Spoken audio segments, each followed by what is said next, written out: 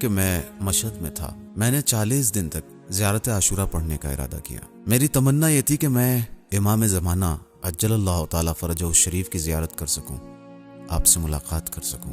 لہٰذا میں نے یہ عمل کرنا شروع کر دیا۔ ہر روز مشہد کی الگ الگ مسجدوں میں زیارت عاشورہ پڑھنے لگا۔ آخری ہفتہ آ پہنچا۔ میں یہ امید لگائے بیٹھا تھا کہ امام سے ملاقات کی کوئی صورت ضرور نکل آئے گی۔ 40واں ہفتہ تھا، زیارت عاشورہ کا آخری حصہ پڑھ رہا تھا کہ میں نے اچانک ایک گھر سے نور نکلتے ہوئے دیکھا۔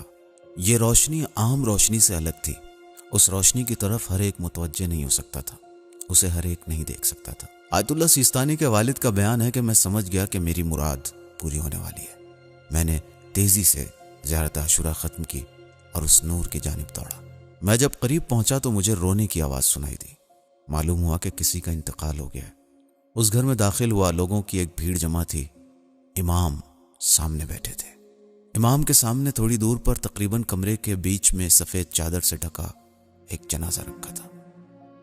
ایسا لگ رہا تھا کہ آج ہی کسی کا انتقال ہوا ہے اور لوگ تشییع جنازہ کے انتظار میں ہیں۔ آیت اللہ سیستانی کے والد فرماتے ہیں کہ میں جب داخل ہوا تو میں نے امام کو سلام کیا۔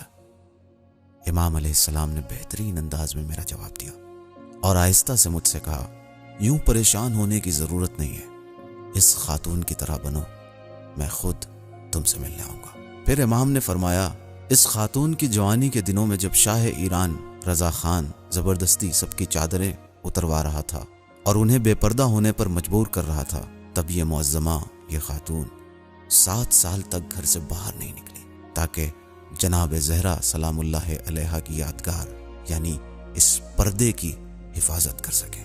7 سال وہ اپنے گھر سے نہیں نکلی۔ اس خاتون کی طرح ہو جاؤ، ہم خود تمہارے پاس آئیں گے۔ اصل بات تو یہ ہے کہ اہل بیت ہماری زندگی میں آ جائے۔ مثلا حق و باطل کے مسئلے میں ہمیں بے طرف نہیں رہنا چاہیے، بلکہ اہل بیت اطہار علیہم السلام کی